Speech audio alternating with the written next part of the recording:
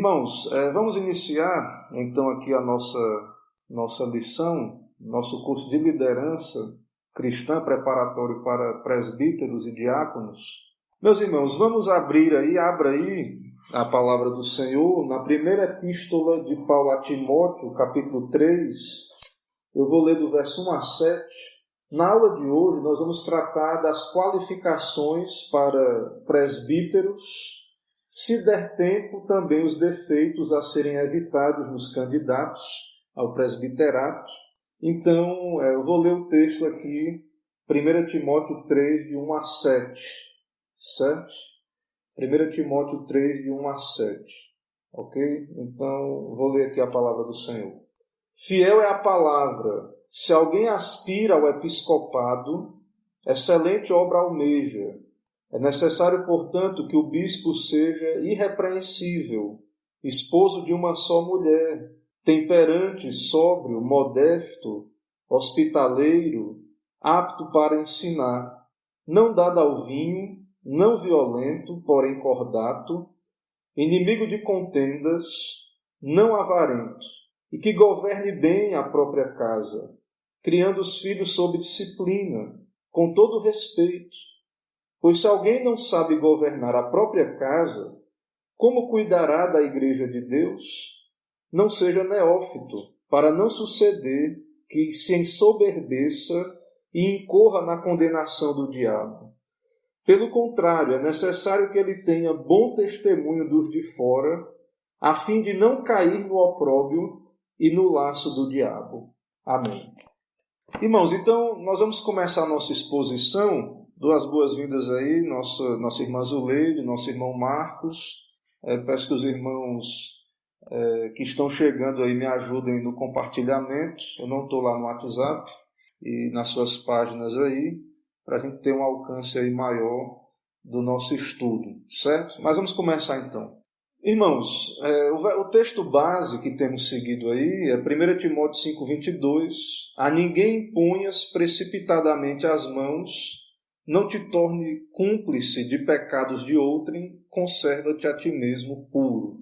Então, tudo que temos dito, de tudo que temos afirmado, é a seriedade, a solenidade desses ofícios na igreja e que exige de nós realmente oração e vocação da parte de Deus e confirmação da igreja para aqueles que são chamados para esse serviço.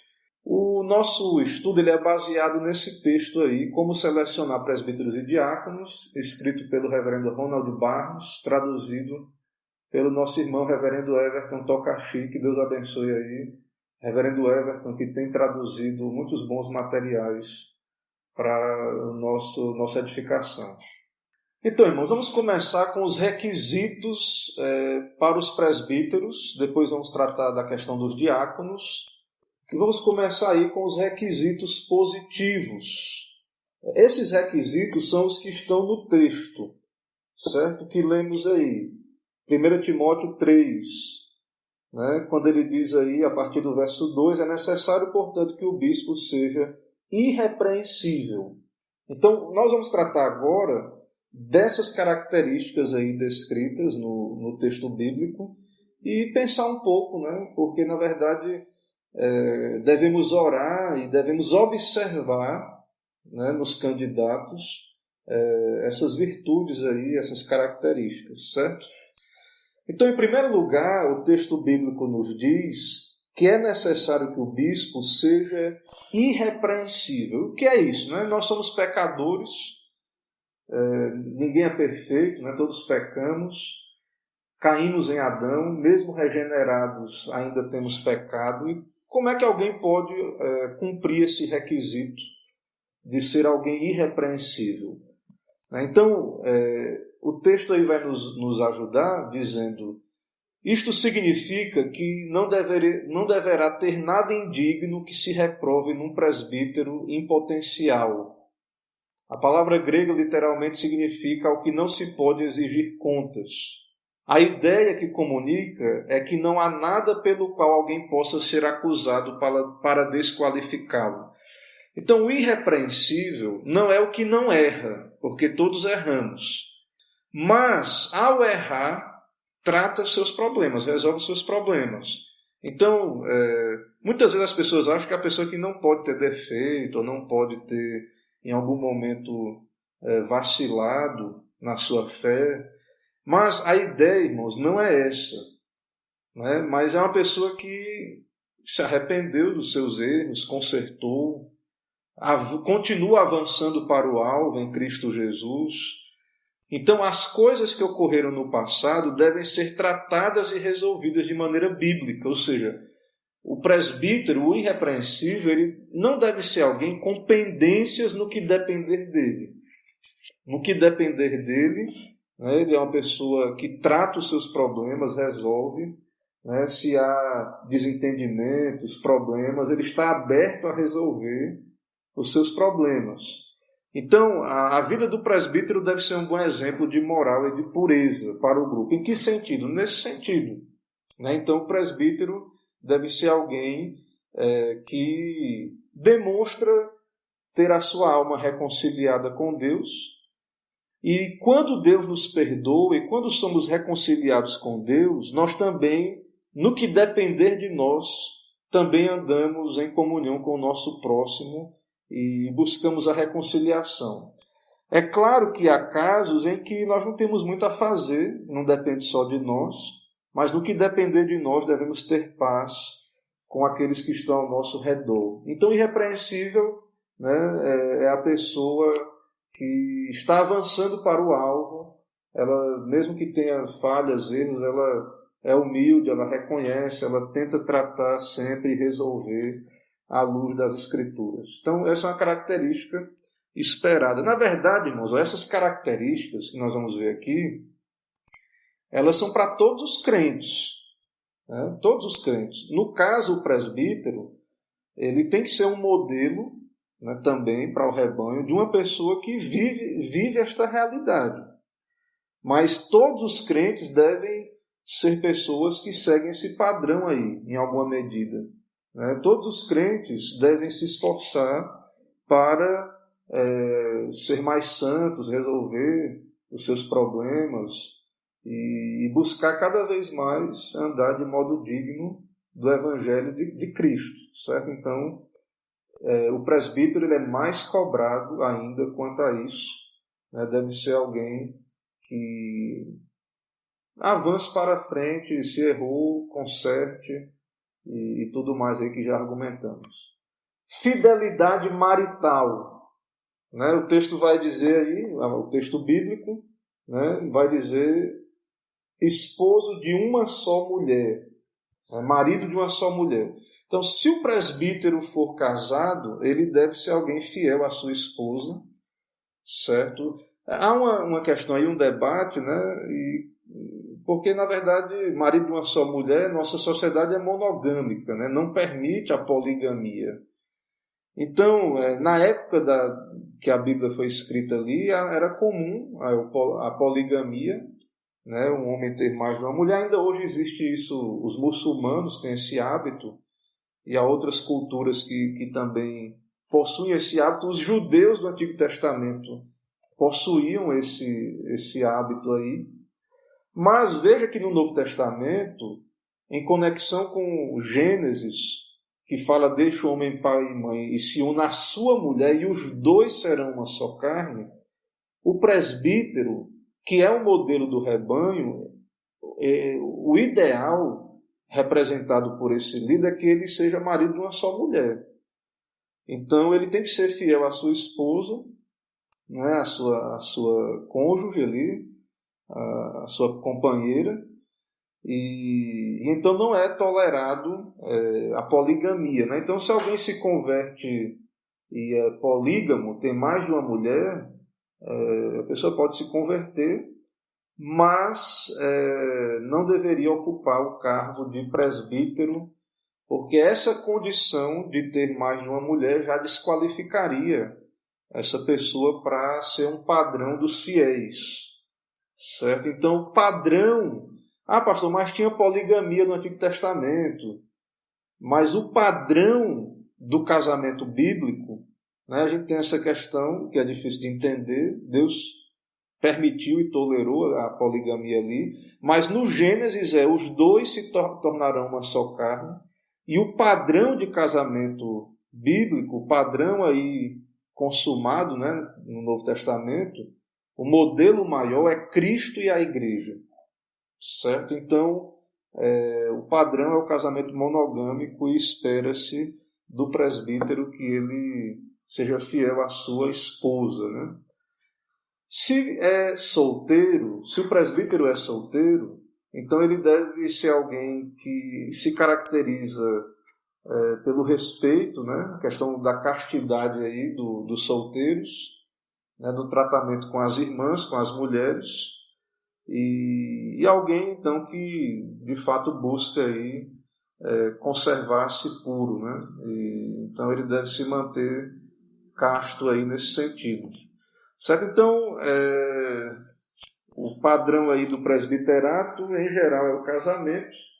A Bíblia não veda a possibilidade do solteiro, né? Conforme entendemos. Marido de uma só mulher não quer dizer que o solteiro não possa ser um presbítero.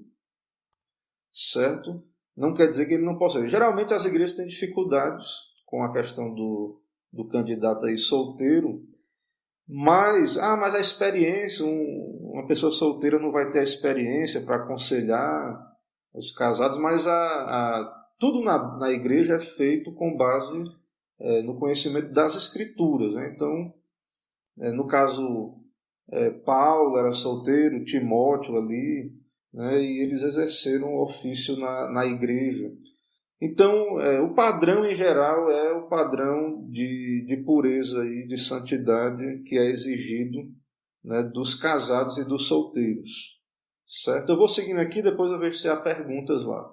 Próximo ponto aí, que tenha filhos crentes e submissos. Se há crianças no lar do potencial presbítero, elas devem estar claramente sob o seu controle e autoridade.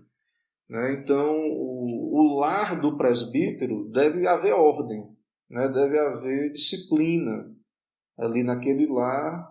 Então, deve haver um pastoreio do seu próprio lar. Né? Então, se tem crianças, que elas estejam ali sendo atendidas, né? Pastoreadas.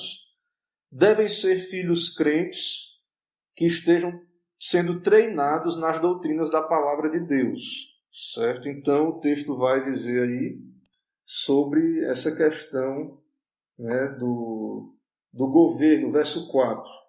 E que governe bem a própria casa, criando os filhos sob disciplina, com todo respeito. Né? Então esse é um desafio, né, um desafio.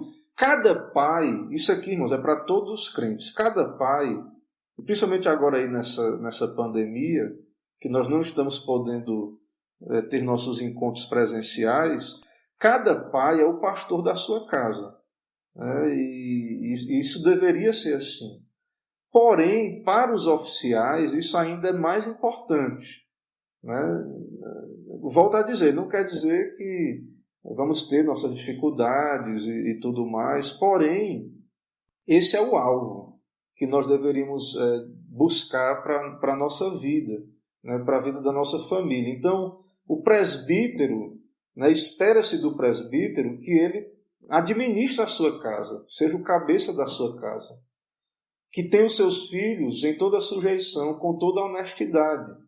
Né? Então é importante isso, que exerça o seu pastoreio do lar, a sua paternidade.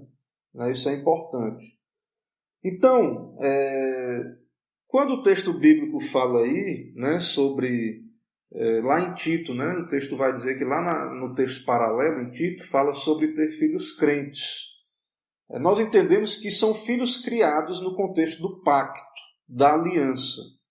Né? Então, o potencial presbítero deve ser um homem que, como já falei, cumpre as suas obrigações de um pai sob o pacto de Deus. Então, é claro que os filhos vão estar sendo instruídos, disciplinados no sentido mais benéfico, né, que isso puder significar, né, sendo treinados na doutrina, orientados, né, isso é importante. Né, ou seja, os filhos não devem ser acusados de dissolução ou rebeldia. Né? Se um homem não pode pastorear o seu próprio rebanho, sua família, como poderá pastorear o rebanho de Deus? Então, no mundo aí as famílias, né, a situação das famílias é a pior possível.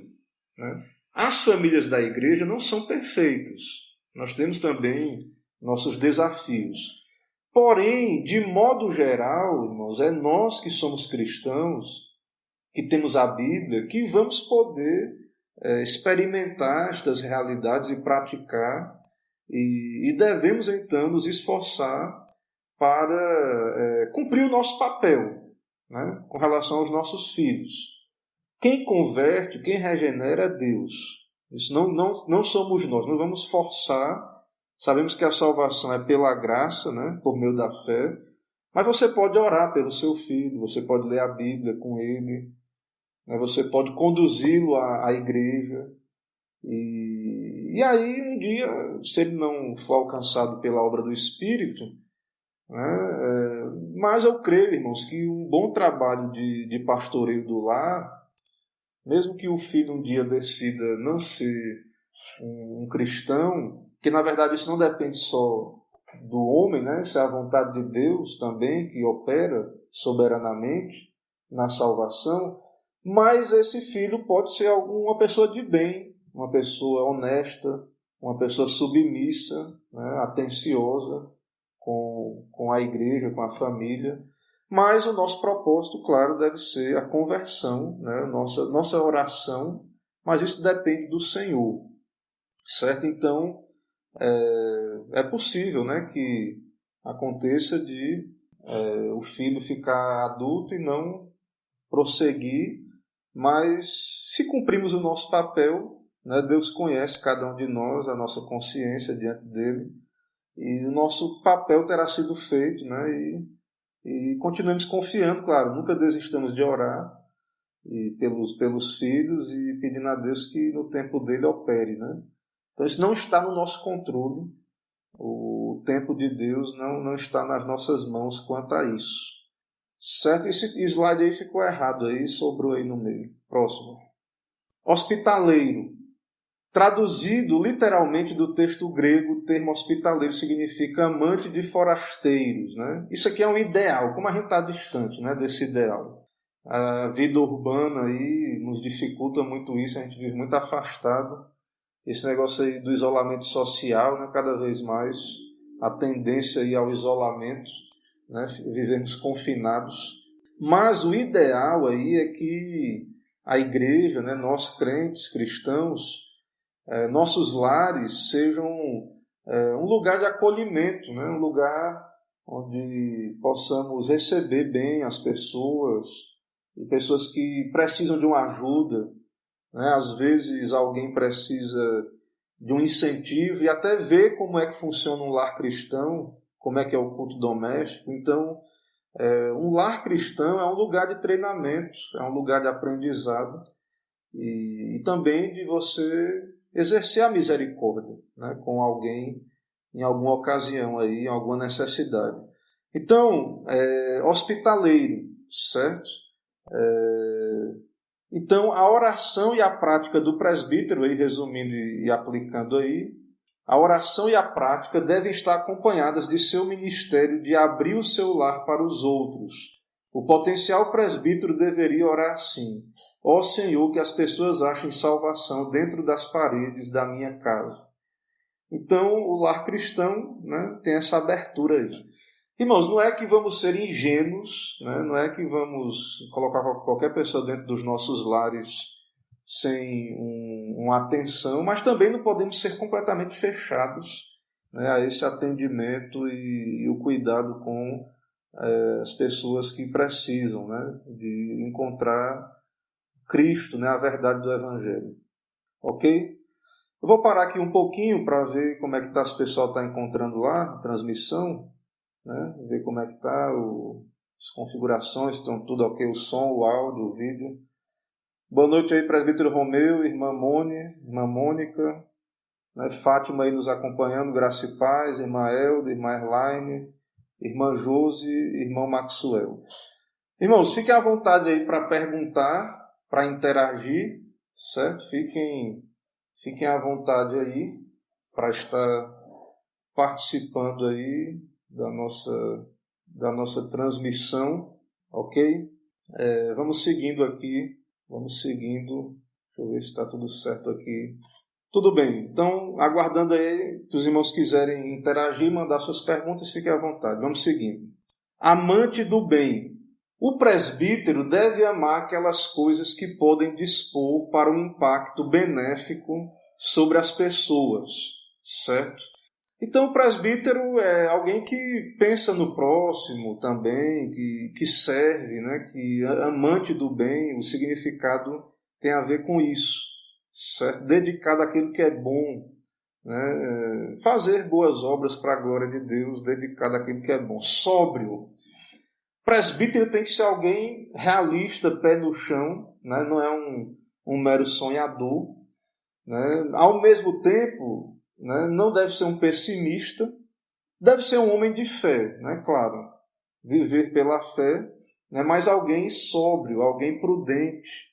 Né? Claro, o presbítero vai estar no conselho, tomando decisões, né? Então ele não pode ser alguém completamente receoso, isso atrapalharia as decisões do conselho, né? E às vezes tem momentos que é preciso decidir, então o presbítero tem que ser alguém equilibrado, alguém de fé, né? Alguém crente no Senhor, né? E alguém que tem sabedoria para tomar as decisões, né? No governo da igreja. Isso também cabe aos pais, né? Os chefes de família, né? Sermos pessoas que discernem o nosso tempo, né, os dias maus que estamos vivendo, e tomar decisões sábias para o bem da família e da igreja. Justo. O presbítero deve ser um homem que é justo em todos os seus juízos.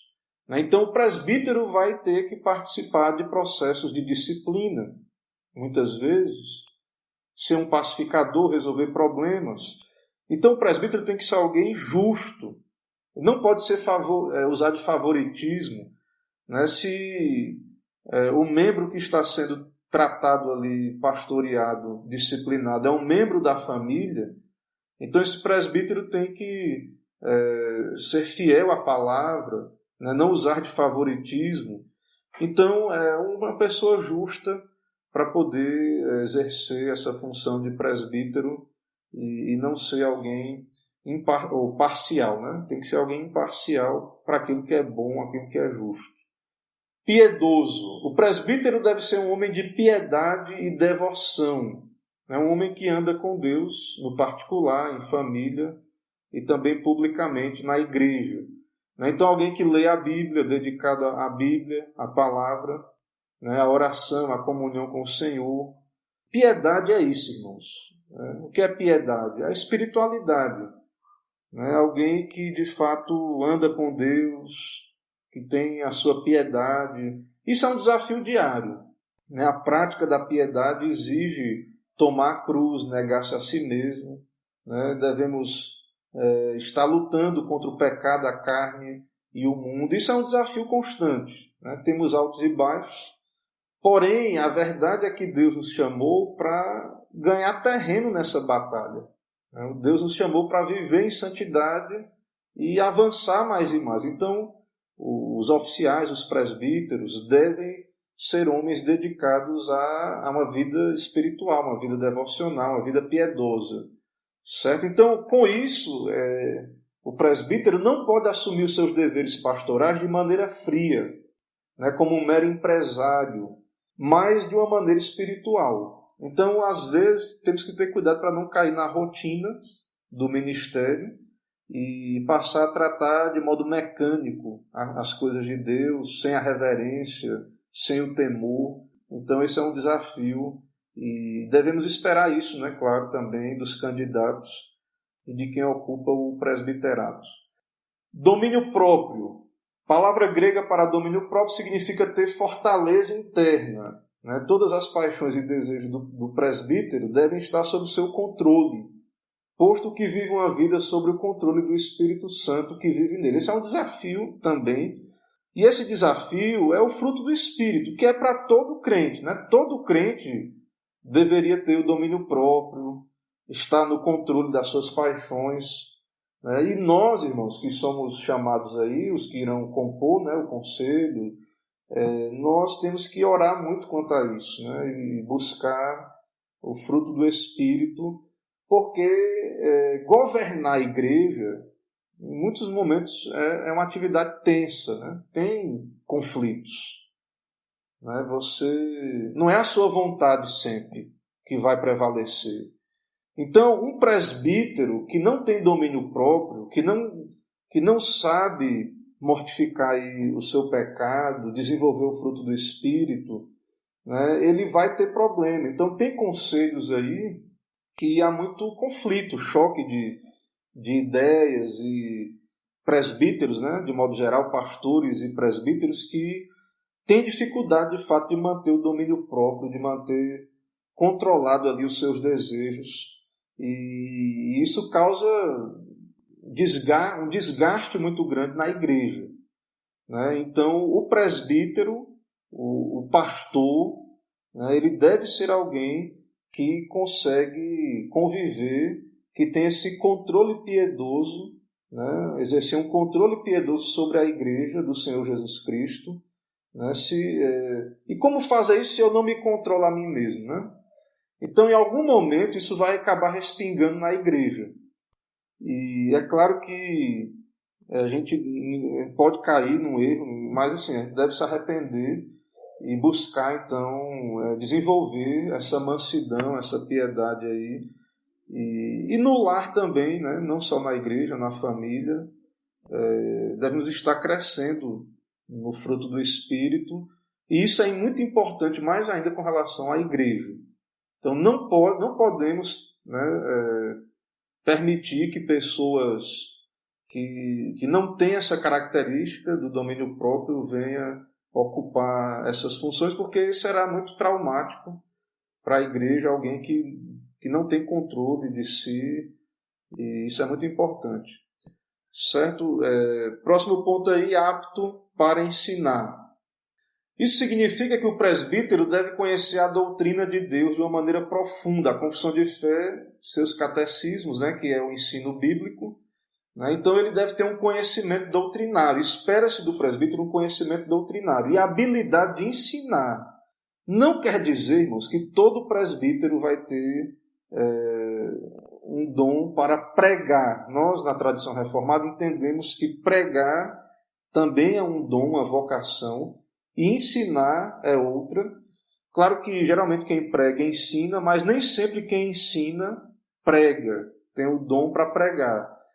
Então, mesmo que o presbítero tenha dificuldade, ele não tenha dons para pregar ali, subir ao púlpito, expor a Escritura de modo autoritativo na pregação da palavra, mas ele deveria ser alguém apto para ensinar a sua casa, um grupo de pessoas, né, numa escola bíblica. Então, o presbítero deveria, né, desenvolver essa habilidade, ser alguém dedicado, então, em alguma medida, à doutrina. Não só para a questão do ensino, mas também na igreja tem muito confronto de ideias, né, de doutrinas, e o presbítero é alguém que deve ser capaz de defender a fé bíblica, defender, né, fazer uma apologia, uma defesa da fé, refutar aqueles que são contra a sã doutrina. Então, o presbítero ele deve conhecer a verdade e também ser capaz de argumentar, né, sobre essa verdade. É isso que esperamos do presbítero, que ele seja alguém capaz de defender a verdade contra os ataques, né, daqueles que atacam a nossa fé bíblica, a nossa fé reformada. Então, é bom que o presbítero se dedique, né, então, ao conhecimento, ao estudo da palavra de Deus. Irmãos, vamos ver se tem perguntas. Vamos ver aí, os irmãos estão aí bem silenciosos. Graça e paz aí, irmão Josenberg, Lucena. Né? Vamos ver aqui quem mais chegou. Del Reis. Irmão Del Reis, seja bem-vindo. Graça e paz. Emerson, graça e paz também. Né? Graças a Deus aí pelos nossos presbíteros, né? Romeu e Isvanildo. Né? São bênçãos do Senhor. Ok? Irmãos, até agora eu não vi nenhuma pergunta. Se tiver alguma pergunta aí, me mostrem aí, que eu ainda não vi nenhuma, né? Nenhuma pergunta. Ok, vamos seguindo então, vamos prosseguindo aí, vamos para frente. Pronto, eu cheguei na metade da exposição, né? Rapidamente aí eu expus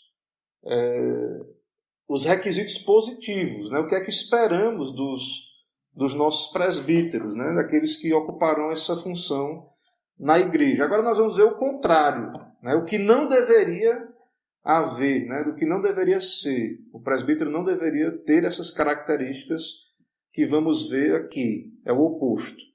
Certo? Então, ponto 4.2.1, né? Teimoso, né? O presbítero não pode ser alguém teimoso, né? Juntando a ideia ali do fruto do Espírito, que eu já falei, o presbítero deve ter controle de si mesmo, mas não deve ser obstinado.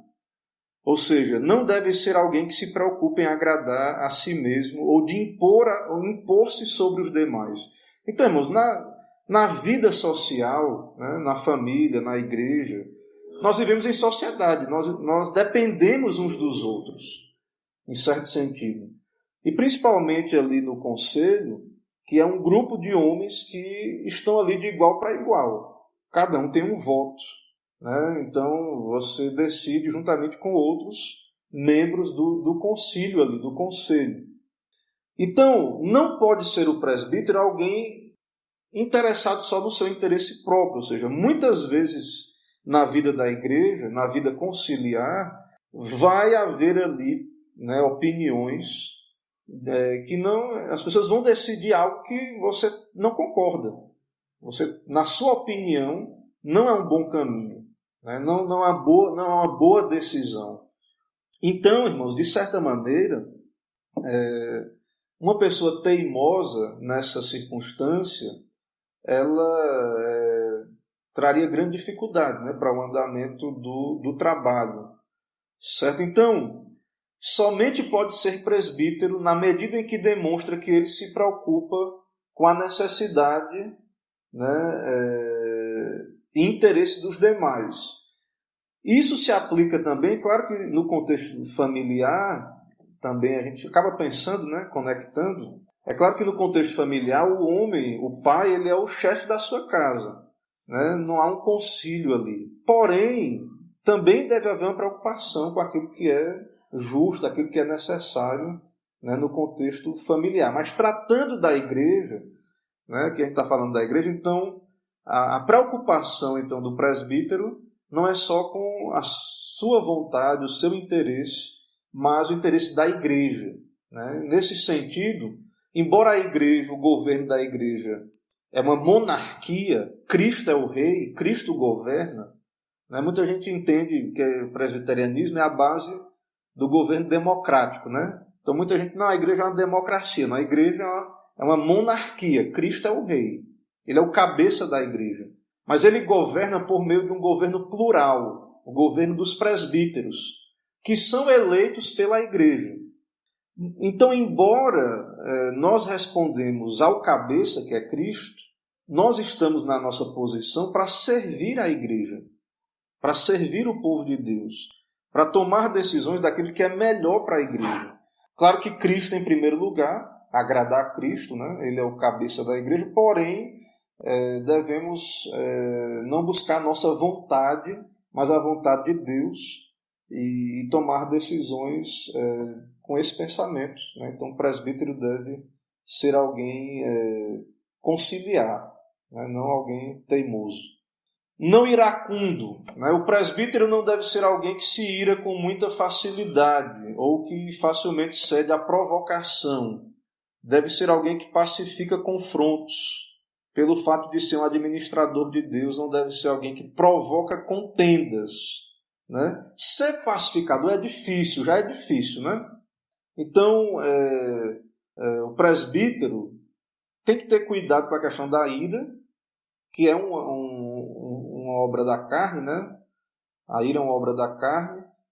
Nós temos que ter cuidado com isso, né? Evitar o conflito, ser pacificadores, né? E menos ainda alguém que provoca a contenda, né? Então, quando a contenda vai nos procurar, o problema vai nos procurar, O nosso desafio, nosso chamado, né, é não ceder a essas pressões que virão sobre nós e não lidar com esses problemas de modo rancoroso, de modo irado.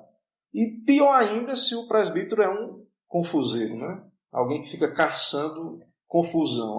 Isso aí é o pior ainda, a pior situação, né, possível. Mas mesmo que você seja alguém bem pacífico, bem tranquilo, de modo geral, mas exige o guardar o coração, né, porque as pressões vêm de fora, né, e a gente tem que estar vigiando, porque podemos então nos amargurar com os problemas da igreja, né, com aquilo que não é do jeito que a gente acha que deveria ser. Então o presbítero tem que ter esse cuidado. Não dada ao vinho. A palavra grega literalmente significa esperar pelo vinho. A referência então é dirigida a alguém que abusa do vinho, certo? A ideia, irmãos, o presbítero tem que ser alguém justo, moderado, tudo aquilo que vimos, né? Então o vício, ser controlado por alguma substância, né, não é a característica de alguém que tem controle de si. Então, não pode um presbítero, alguém que está numa função de liderança na igreja, ser controlado por outra coisa senão o Espírito de Deus, né? Ter o fruto do Espírito. Então, veja bem, né, o reverendo aí do nosso texto, ele diz aí, não se requer a abstinência total do vinho. Não é isso que o texto está dizendo. Ele diz, não dada ao vinho. Porém, ainda alguém poderá escolher abster-se do vinho por diferentes razões. Então, hoje, a nossa cultura, né, ela é totalmente uma cultura que persegue, né, o cristão. E acaba que as pessoas, elas distorcem essa questão do uso moderado da bebida, né? E isso acaba causando disse-me-disse, acaba causando fofocas mesmo, e as pessoas espreitam a nossa liberdade em Cristo Jesus, né? O Senhor Jesus nos libertou, nós somos livres do fardo da lei como um método de salvação, caminho de salvação, mas a nossa liberdade é para obedecer a Cristo, é para ser servos de Cristo. Mas as pessoas espreitam a nossa liberdade. Porém, o nosso propósito maior é a glória de Deus, é que o Evangelho seja anunciado. Então, mesmo sendo livres, né, podemos fazer a escolha, por causa, né, da limitação do contexto em que nos encontramos, de nos abster do vinho, né, da bebida alcoólica. Porém, irmãos, a Bíblia não está aí, não é critério, né, que a pessoa seja abstêmia, certo? O texto bíblico é muito claro. Não há uma proibição do uso da bebida. A pessoa não pode ser viciada, controlada pelo uso da bebida alcoólica, ou seja, alguém que tem domínio de si, certo? Porém, em geral, no meio cristão, por conta de tudo isso aí que eu já falei, né, por conta da imaturidade, da carnalidade, né, do meio. Então, para um propósito maior, a glória de Deus, nós muitas vezes nos abstemos para que isso não venha a ser um impedimento desnecessário para a pregação do Evangelho, o avanço do Evangelho. Porém, a Bíblia não proíbe, né, não é pecado o uso moderado do vinho, né, e, por consequência lógica, né, da bebida alcoólica em si, né? Então, o que se espera do presbítero é que ele seja moderado. E aí, em concordância aí com esse princípio também, que ele tenha capacidade, se necessário, se abster, mas com essa consciência aí de que é para a glória de Deus, né? Não é para ser melhor do que ninguém, mas por causa para que o Evangelho possa avançar cada vez mais. Porém, isso é um detalhe, né, que a nossa cultura tem uma dificuldade muito grande quanto a isso aí, mas a Bíblia é muito clara, né, não dado ao vinho, certo? Depois pergunte aí se tiver dúvida. Não violento. A palavra grega significa literalmente um espancador ou lutador. O presbítero não deve ser alguém que resolve os seus desacordos com os punhos. Deve ser hábil no debate, na argumentação pacífica, raciocinando com as pessoas com base nas Escrituras.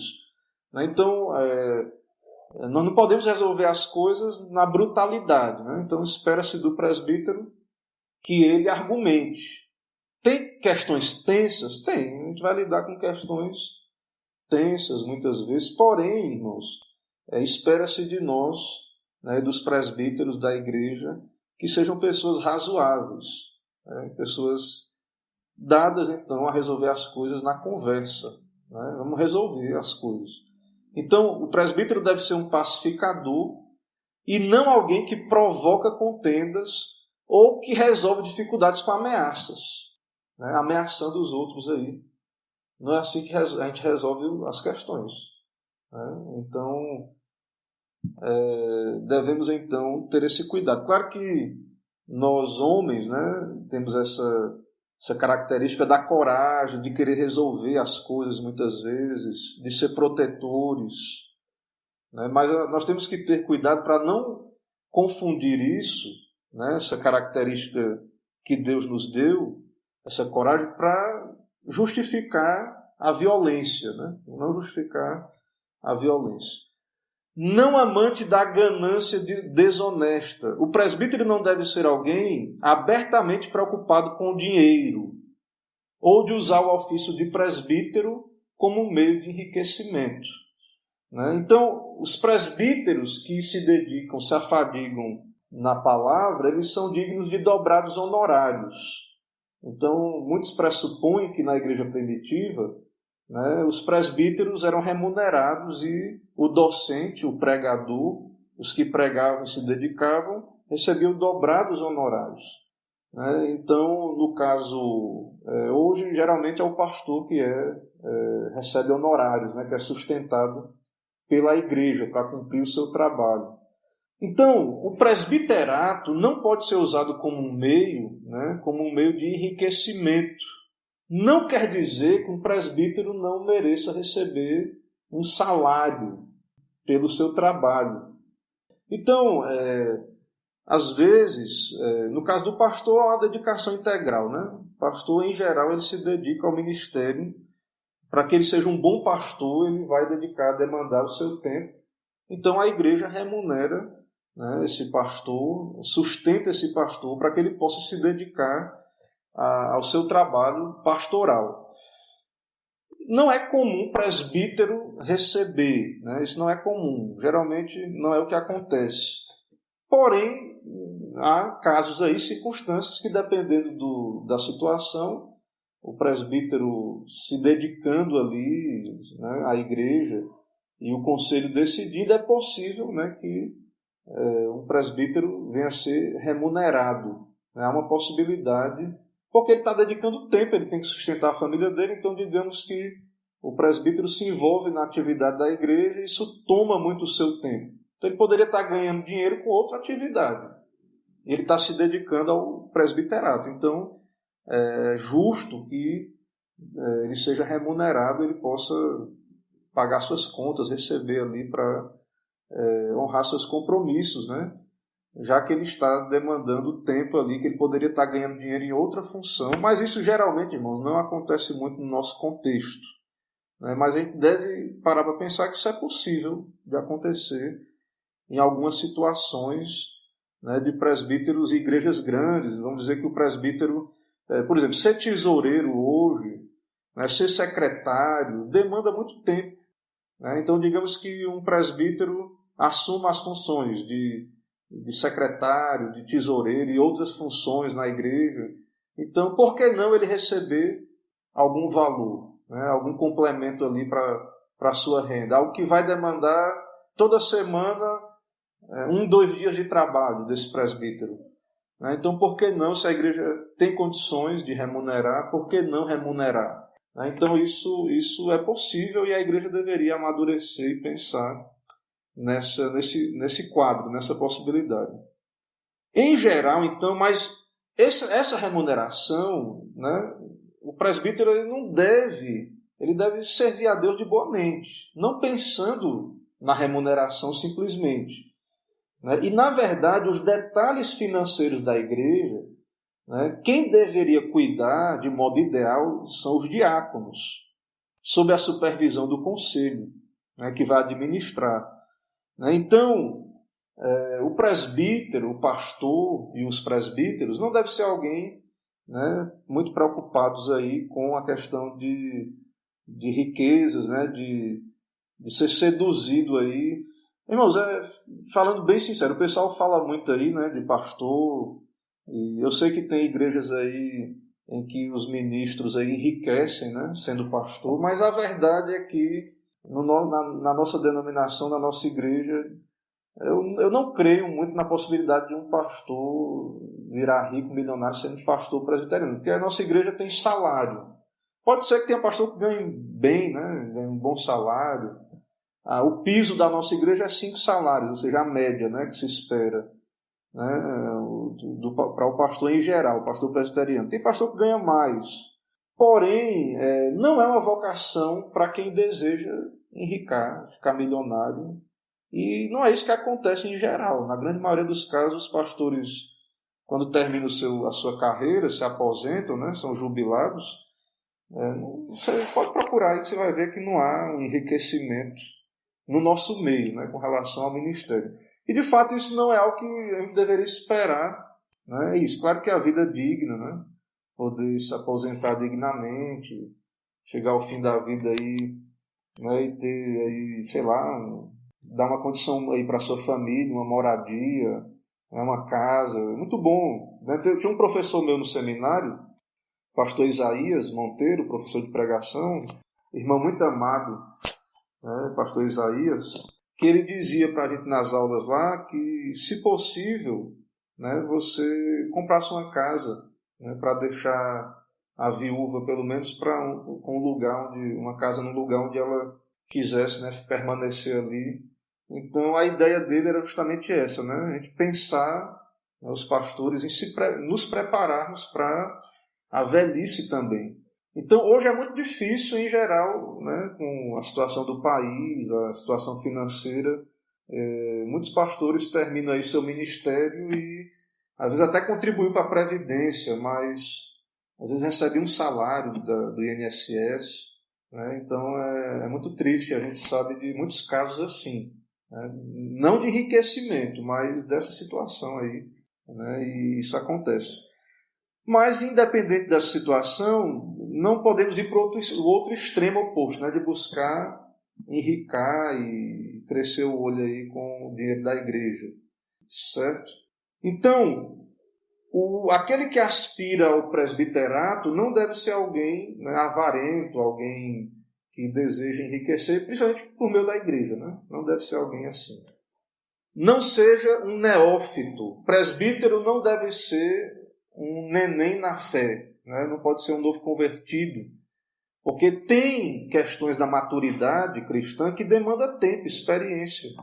Nós estamos num processo de santificação e o novo convertido, ele é muito suscetível a cair em pecado, né? Envergonhar o nome de Cristo. Ele ainda está sendo aí aprimorado por Deus. Então exige-se maturidade daquele que vai ocupar o presbiterato. Então, aqueles que são muito jovens, né, a gente deve ter cuidado, até pensando nesses irmãos, né, no bem deles também. Então, é claro que existem vocações de pessoas jovens, é possível, mas nós devemos pesar muito isso. E pessoas que acabaram de se converter, não, temos que dar um tempo de maturação para essas pessoas. O novo convertido não teve o tempo necessário para crescer e amadurecer em seu entendimento das Escrituras, pois adquirir sabedoria exige tempo, né? Maturidade, sabedoria, tudo isso aí exige tempo. Então, nós devemos ter esse cuidado aí, certo? Irmãos, eu corri aí, né, expus aí os pontos, né, creio que já concluí aqui a exposição. Eu quero ver se tem perguntas para podermos interagir aí com os irmãos. Vamos ver se tem alguma dúvida, alguma pergunta. Me ajudem aí, se tiver, marquem aí, não sei. Irmã Zuleide perguntou: como o rebanho cristão pode ser referência para a igreja se os seus líderes não for o exemplo? O domínio próprio deve ser uma base sólida como referência da igreja de Cristo. Então, claro, né, nós temos, na verdade, nós, os presbíteros, e os que serão eleitos, né, a gente às vezes não quer reconhecer isso, mas nós somos a vitrine da igreja. Né? Então, eu estava lendo um devocional de um pastor chamado Rushdoni, e ele expondo ali, né, no devocional, que a gente muitas vezes quer ver assim, não, a minha vida é minha, o que eu faço não influencia ninguém, não dá conta de ninguém, se for ruim só prejudica a mim mesmo. Essa é uma atitude rebelde, mas a verdade, irmãos, é que a nossa vida ela tem uma influência social. Né? O que decidimos, o que fazemos, afeta as pessoas, afeta a nossa família, afeta a igreja. Então, os líderes, nós que somos líderes, né, os pastores, presbíteros, diáconos, nós temos que ter consciência, nós homens de modo geral, porque há uma tendência à rebeldia no nosso coração. Eu faço o que eu quiser, a vida é minha, o que eu faço só me prejudica. Não. A nossa vida, ela é vivida diante de Deus, ela afeta as pessoas. E, na verdade, a nossa vida como crente, ela é de Cristo, ela não é nossa. A nossa vida, nós morremos com Cristo na conversão, na regeneração. Nós morremos com o Senhor Jesus Cristo. Então, os líderes, principalmente, né, isso nos humilha. Né? Nós vemos que, como nós somos falhos, né, quanto a isso. Mas o fato, irmãos, é que realmente nós é que devemos ser o carro-chefe, aqueles que são o modelo, né, dessa vida que busca a glória de Deus, busca servir aos outros. Então, a nossa vida importa sim. Né? Às vezes a gente sabe que existe uma hipocrisia, uma perseguição dos crentes, né? uma observação da nossa vida com o propósito, né, de nos atacar. Mas é o combate, a nossa guerra, e o nosso papel, então, é saber que devemos viver e que vai ter consequências, né, nossas ações, e a gente vai acabar, né, exercendo influência. Então, é um desafio. Eu creio que nem sempre nós estamos conscientes, né, dessa questão de ser um modelo. Às vezes isso é tomado de modo legalista, né? O testemunho, e a pessoa se torna legalista com relação a isso, né? Ou seja, cai no temor de homens. Então, nós devemos fazer isso, ser modelo, não é só para agradar os homens. Nós devemos viver com essas características, porque nossa vida é de Cristo. Porque devemos brilhar a luz, nossa luz diante dos homens. Mas não é só para agradar a homens, não é só com medo de homens que vão falar ou que não vão falar. Certo? Vamos seguindo aí. Irmã Elda, finalmente, né, minha irmã? Achei uma pergunta sua aí, já 2 perguntas que passou antes, e eu não até preciso responder a pergunta anterior, mas eu vi aqui a sua pergunta agora. Um presbítero pode servir de testemunha entre 2 membros da igreja? Irmãos, vejam, na nossa igreja, até não trouxe aqui o código de disciplina, né, o manual presbiteriano, mas na nossa igreja, nenhuma acusação para a disciplina pode ser feita sem que haja um documento, uma acusação formal. Né? Então, o presbítero pode sim ser aquele que traz uma denúncia para o conselho, certo? Pode sim, aquele que traz uma denúncia. O presbítero, talvez a pergunta da irmã tem mais a ver com isso que eu vou dizer agora. O presbítero pode sim ser alguém, né, o irmão pecou, você viu, você deve ir lá e exortar o irmão. Se ele não lhe ouvir, o texto bíblico diz, Mateus 18, leve testemunhas. Pode ser um presbítero. Você pode levar um presbítero. Porém, talvez o presbítero não seja a pessoa ideal, porque o passo você viu alguém no erro, ore e vá lá pessoalmente e exorte aquela pessoa. É isso que a Bíblia diz. Não é levar logo ao conselho sem falar com a pessoa. Não é sair falando. Então vai e procure a pessoa para resolver. Se ela não lhe ouvir, você leva testemunha. Se não ouvir com 2 testemunhas, dize à igreja. Então o conselho, a igreja para nós presbiterianos é o conselho. Então, irmãos, o conselho, ele é, no nosso sistema de governo, a última instância para resolver um problema. Então, muitas vezes a pessoa vê alguém que está no erro, já chama o pastor, já diz para o pastor para o conselho. Não é assim que nós devemos fazer. Né? Se Deus lhe deu presenciar, testemunhar algo, então você é responsável por isso. O nosso sistema de governo, ele lhe responsabiliza. Em amor, o seu dever é falar com o irmão. Não lhe ouviu, leve mais 2 irmãos. Não ouviu, aí dize à igreja. O presbítero pode ser também, né, mas como o conselho é a última instância, o ideal que fosse outros membros. Né? Agora, pessoas maduras, certo?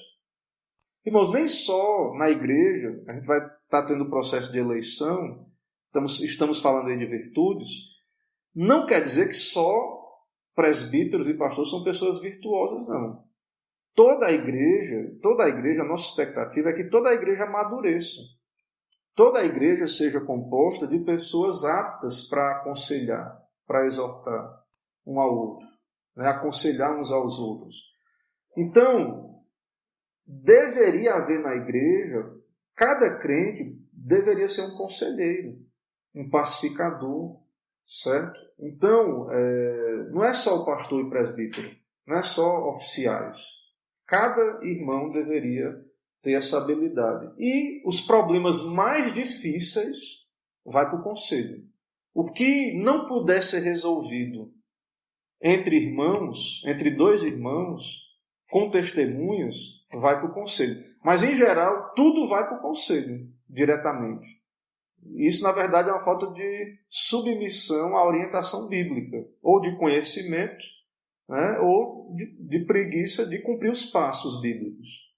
Certo? Então, vamos pensar nisso aí, porque muitas vezes há uma sobrecarga aí no conselho quanto a essa questão. Minha irmã Elda, eu vou lhe pedir desculpa aí, eu vou pesquisar, eu me lembro da sua pergunta, né, que você perguntou, a minha irmã Elda perguntou, sobre a questão do que é que pode depor um presbítero do seu cargo, né, fazer com que ele seja despojado.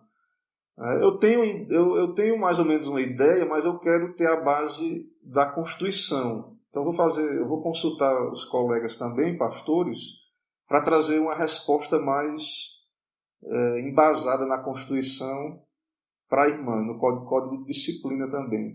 Então peço à irmã que tenha paciência aí, que a gente vai tratando aí.